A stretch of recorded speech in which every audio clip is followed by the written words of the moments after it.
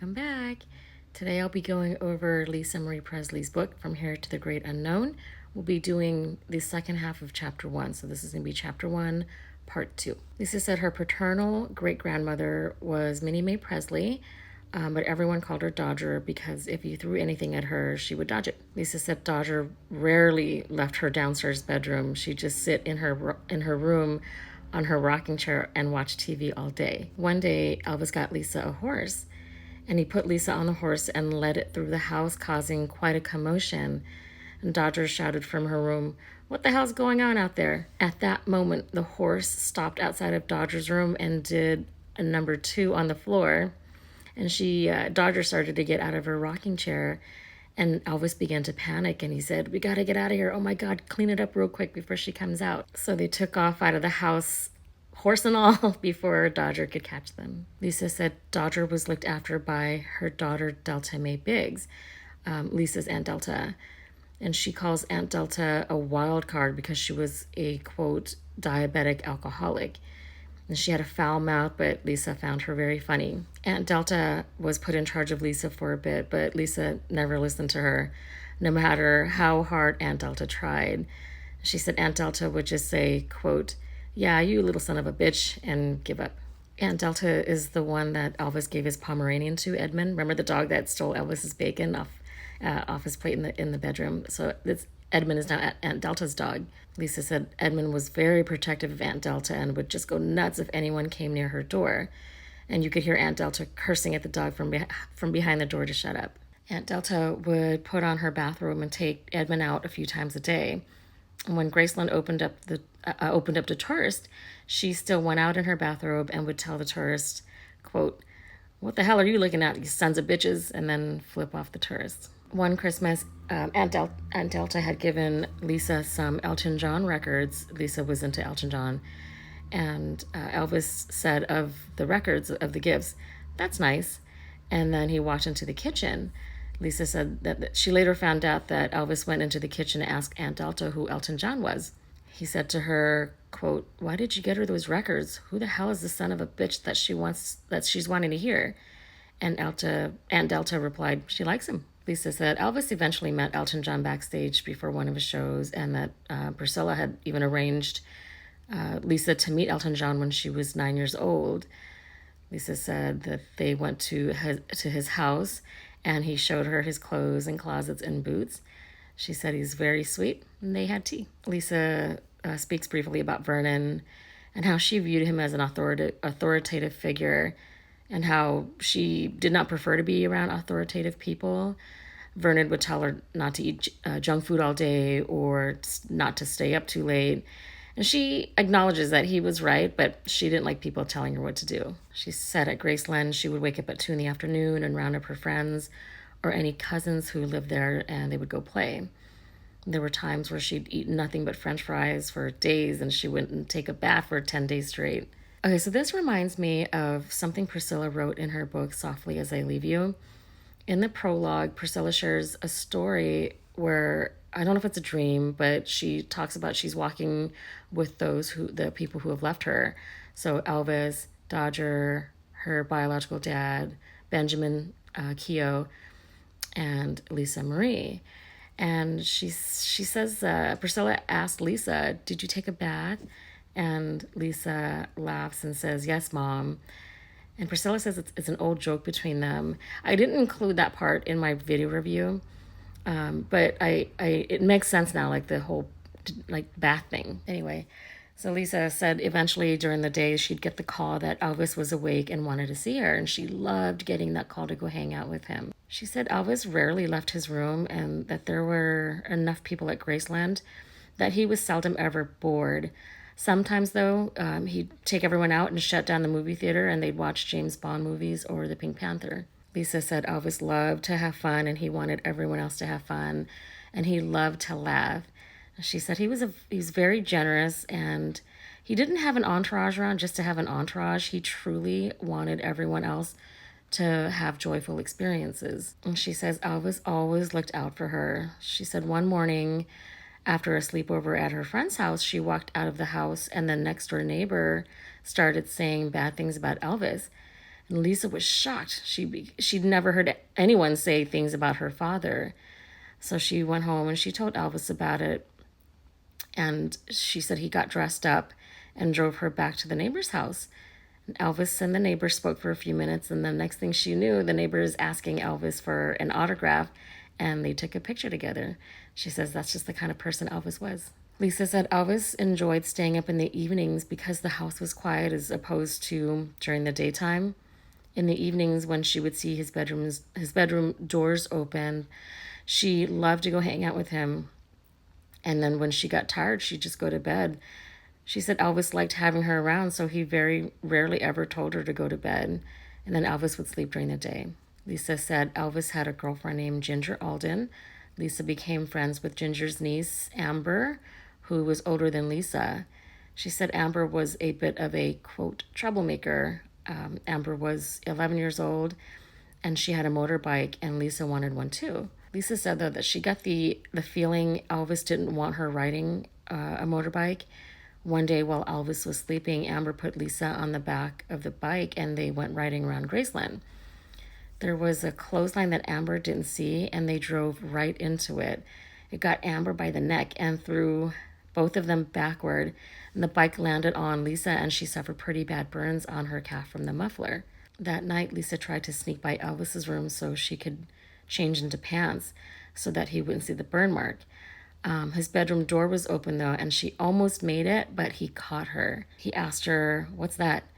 And she told him, "It's a burn. The bike fell on my leg." She said Elvis was calm and quiet, but she could tell he was really upset with her.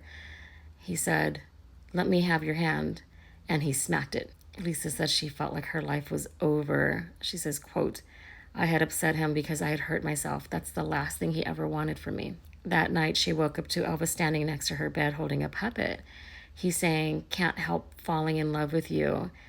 And when he was done, he hugged Lisa and told her he was sorry. Okay, now Riley's talking. Riley says Elvis's bedroom is exactly how he left it, and you can still feel his presence in the room. She says Lisa loved sleeping in her dad's bed, and it made her feel close to him. She says sometimes they would all sleep in Elvis's bed. If they woke up late and the tours had already started, they'd be stuck upstairs until the tours were done. In case you don't know, the upstairs of Graceland is not included in the tours closed to the public.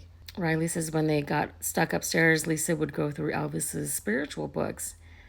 There were lots of Bibles, and Elvis would underline sentences and scribble things like "Amen" on them. Riley says, quote, "When you saw the underlines and the spiritual searching, you got a sense of the fundamentally broken feeling he shared with my mom. He was searching to fix himself, searching for a deeper meaning, something she would then search for in her own life too." Riley says Lisa would go over each line in the books and read what Elvis had scribbled and then show it to the kids, quote, grasping at straws. Riley says she has a vague memory of a conversation they had about a passage Elvis had underlined, and she picked up the phone to call someone to help her remember it, but then she realized there was no one left to call. Now Lisa Marie's talking. Lisa said next to Graceland are woods, like a forest, and a church. And all day and night, fans would be at the front gates or sitting in trees on church property, just waiting and watching for a glimpse of Elvis. Lisa said Elvis forbid her from ever going into the woods.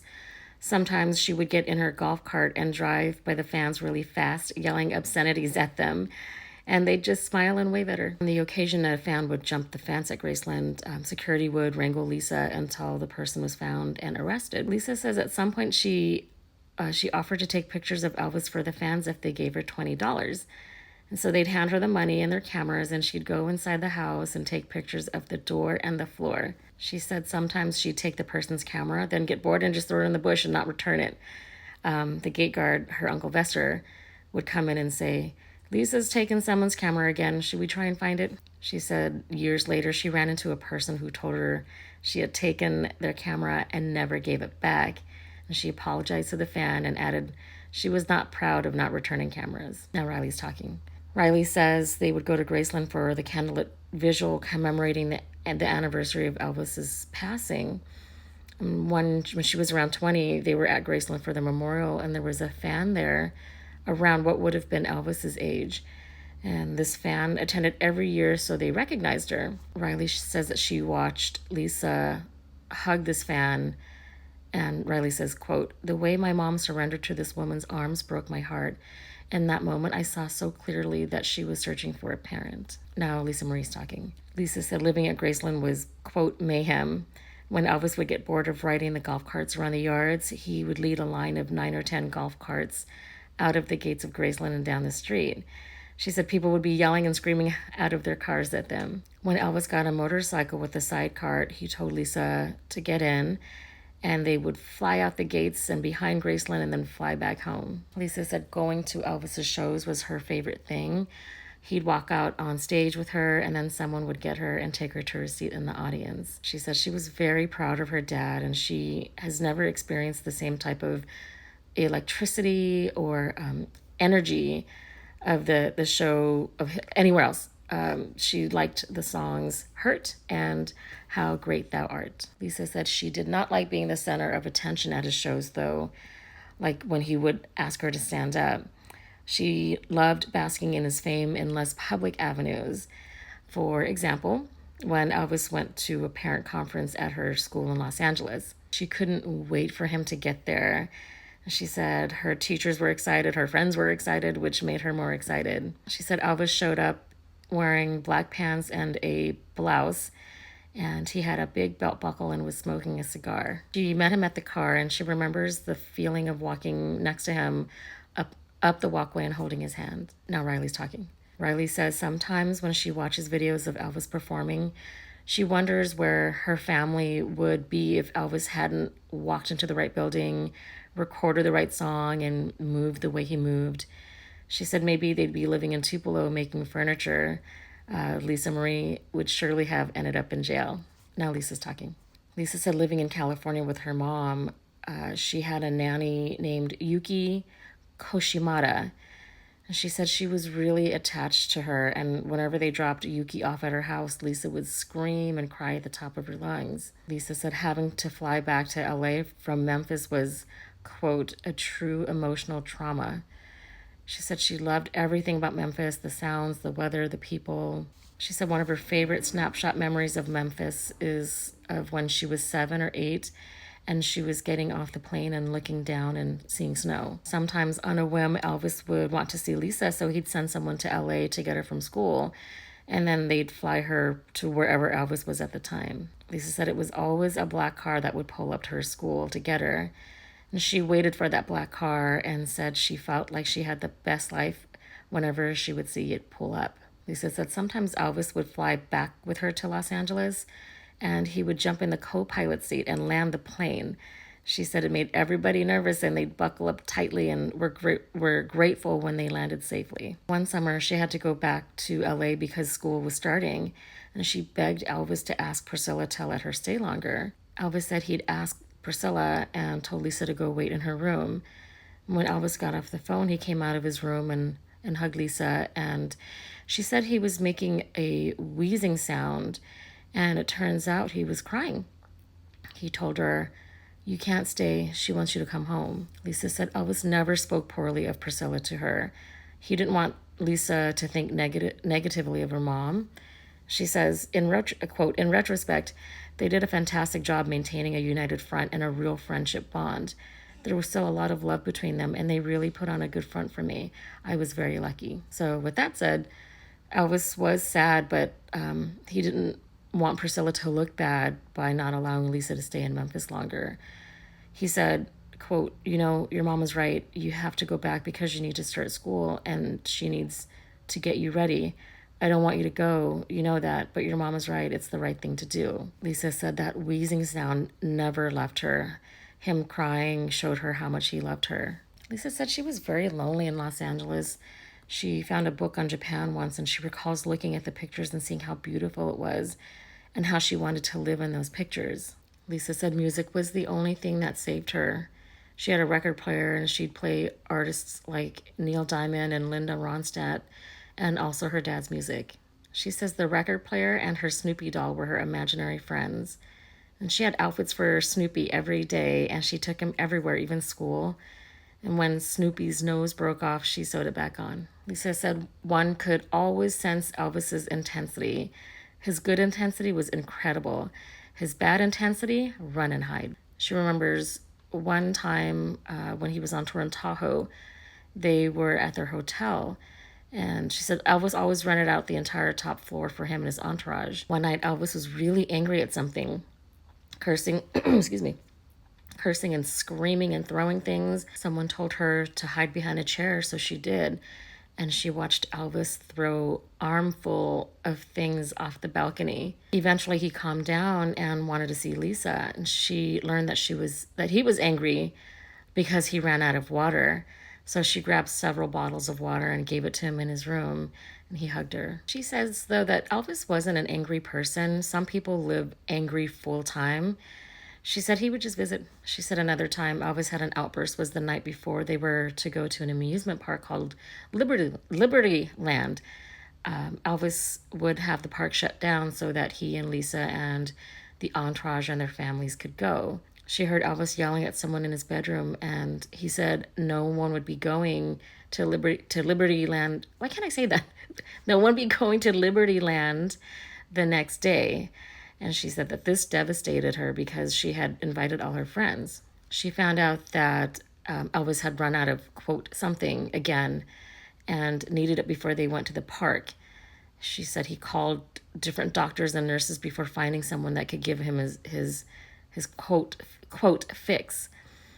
She said after that he was fine, and the next day they all went to Libertyland. This was about a week before he passed away. That does it for chapter 1. Stay tuned for chapter 2, which it's titled He's Gone, and it's where Lisa talks about the day Elvis passed away.